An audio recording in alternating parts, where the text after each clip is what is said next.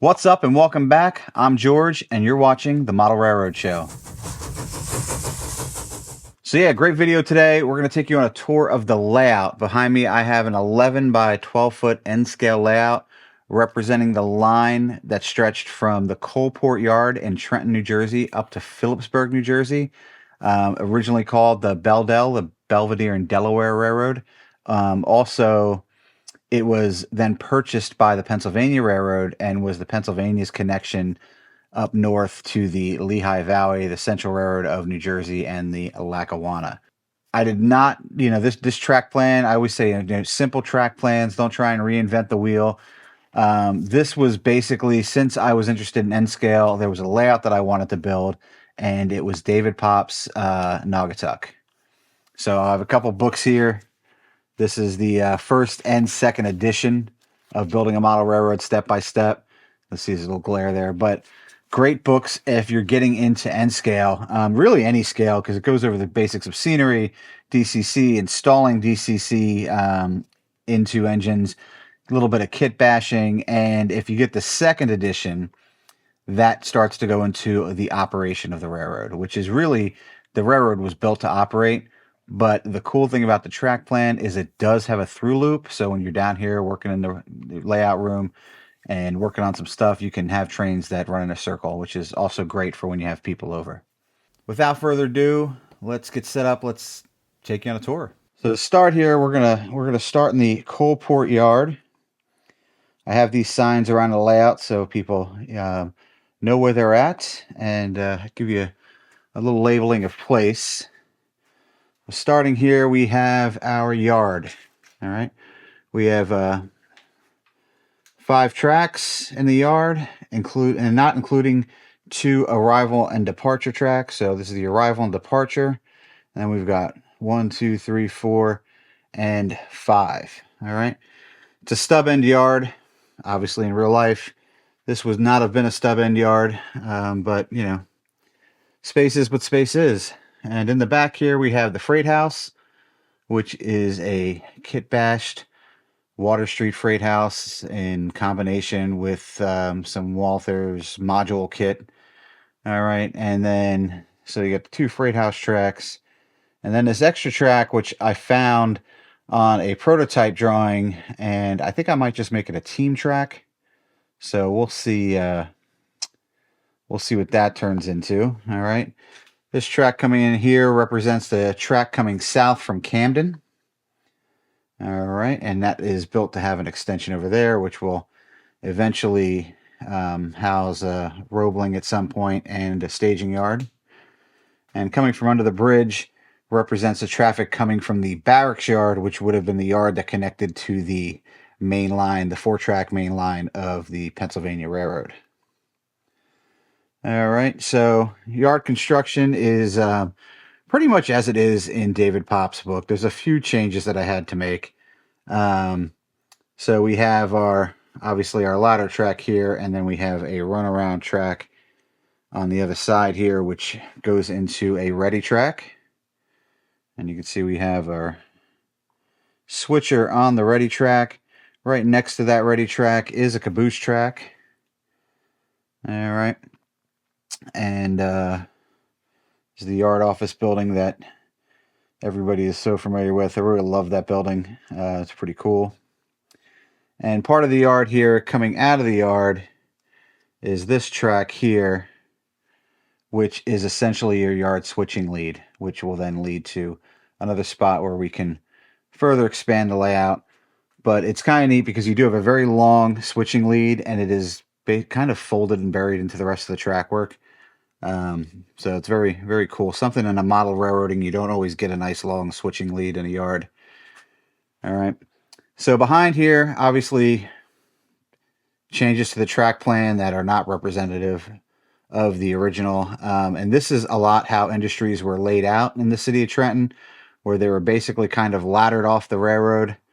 Here we're going to have Ritchie and Page, basically a beverage distributor, and then Puritan Rubber, and then this building on the end here will eventually be the Taylor Provisions or Taylor Ham, the pork roll factory.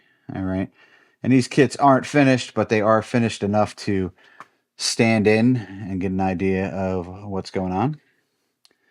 So as you leave the yard here, this is where the track would wind north and head up along the canal, which is obviously not here yet, which in 1950 was also dried up. So in this portion of the city, so I'm probably going to model something there, but I'm not sure. And then come around here. This is the National Ceramic Building. Very cool building. We can go over how I kit bash this. I really wouldn't call it a scratch build because it is using kit pieces, but it is a Walthers module kit, which are hard to find these days, with a Walthers smokestack, obviously. In the back, this is a DPM, that piece of a DPM building that I pieced together. And then I have a stairwell that's going to come off this white door. And I will put a picture up here of the original. And the foundation is it's pretty cool. It's actually cork with some Smooth It, and it came out really, really nice. And I'll show you that technique at some point here on the channel. And then we have what is going to be City's Oil Services, which is a plant kit that everybody is pretty familiar with. Again, not completed, but in there enough to stand in. All right, and then on, which is really the Enterprise branch, the Enterprise job, which was the name of this section of track, and that's going to be Skillman Manufacturing eventually, which is going to be a modified building flat there. All right, and you can see I have all of my car cards. I usually try and label a spot for off spot. In this case here, I mean, you could have off spot cars here, or you could have them right back on that tail track, that part of the switching lead there. Then we'll wrap around. We're going to get some type of a scenery break here eventually. And this is Frenchtown, which is just like basically an unmodeled hot mess right now. A lot of stand-in buildings. That's a Clarkstown Walthers kit that I'm not happy with the roof, but that's about where it stops. Built this quite a number of years ago, and it needs work. So that'll be the town of Frenchtown, and this will be the Obie Kerr Hatchery, which is an old kit there. That's just a stand-in. And chicken eggs and hatching chickens was a big business here in Frenchtown. All right, and on the other side will be Frenchtown Porcelain, and that is basically a stand-in DPM kit that I use all over the place. I don't know if I'll actually ever finish it because I built it very early on, and it is so not square that it needs some help. All right, and this last industry here in the Frenchtown area is going to be the Del Val Co-op. Again, a kit everybody's familiar with.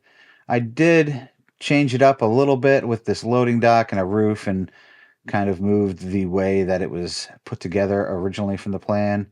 And then I had some ladders from, I think, an old ice house kit that I stuck on the side, because when you look at the images on the box, the HO kit might come with those, but the N-scale kit didn't, and I just thought it was kind of neat. All right, and we do have a siding that is here that runs along. And again, like I said, it was single track main line.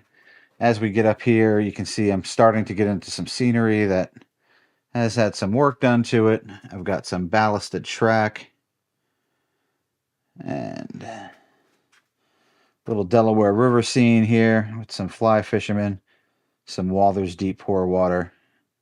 Came out pretty nice. I like it. All right.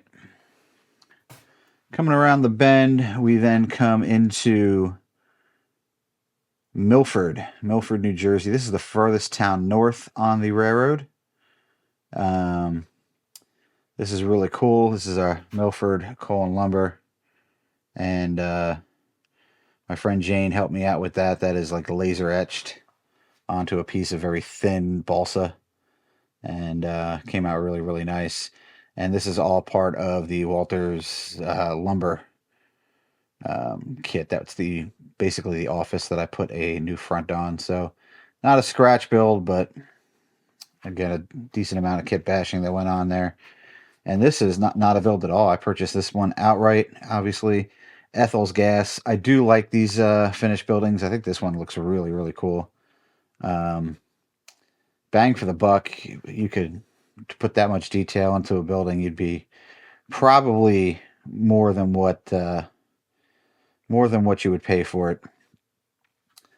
All right, so this is the back end of Milford Coal and Lumber, which is basically like an all around your typical local supply. In Jersey here, we would have had Agways at some point, and no lumber in the shed yet. I'm working on that. And over here on this side is going to be like a coal bin with one of those portable conveyors to empty the coal. Right here, this is part of the Walters co-op storage that I shortened this building up to give it an overhang. I need to work on some bracing for the front of that roof, and got a little loading dock there. All right.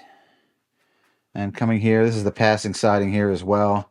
This part of the layout is also obviously very different than the original. The trackage was very, very simple at a lot of these towns, to the point where even these passing sidings were outside of town. Actually, they were down the line a little bit, and that's where they did their runarounds, and then they came into town. Obviously, you're compressed here on a model railroad. But one of the things that I wanted to do, again, we got a couple of stand-in buildings here because at some point I'm going to have to scratch build the Milford station, is I wanted the passenger station on the main line here. And in Popp's original plan, it was kind of on the inside, which is really more the siding or the runaround track. So I did want it out on the main line. So I built this extension here as well onto the layout. I had room to do that. There's our town of Milford. And that allowed me to basically put a town front here. And really what that does is it moves the trains as well a little bit away from the layout, which is what I try to do because it is definitely, appeasing to the eye. It definitely looks really nice if you have, scenery in front of the trains. So instead of just having the trains run along the edge of your layout, which so many people tend to do. All right, and then this is probably not going to be the final building here, but it was a kit that I had built, and I put a Walters smokestack on the back and threw some letters on there, Terrell Brothers, and this is a silk plant. All right. Another stream here. These towns were obviously along the Delaware, so they had a lot of creeks and streams that were running off the Delaware. And then because I built this extension, I put the car card box down this way. All right. That leads me back to staging. Could I have probably moved this backdrop forward and put more staging in here? Yeah, I probably could have, but this is going to do just fine. I have one track here that's representing everything coming north from Phillipsburg, and it's purposely a longer track because that will be a lot of coal drags that are going to be, passing through. And these two tracks here in the middle, they are through tracks. And then the two tracks in the back represent everything coming basically from the barracks yard, which would have been the yard that was alongside the Pennsylvania Railroad main line. All right. Now, the other thing I did is I built in a separate programming track. All right, with a couple of Atlas re-railers. Works out really nice. Always good to have a separate programming track if you're dealing with DCC. I know some people do everything on the main line. I'm not a fan. But to each their own. But this is how I have my programming track set up. It is long. because one of the engines that I do run, and I plan on definitely getting another one of these, is this Pennsylvania M1. Yes, Pennsylvania M1. And this is an M1A. And as you can see, it's got a little coal drag there behind it. All right. So yeah, so that's the layout. Then you're back in Coalport.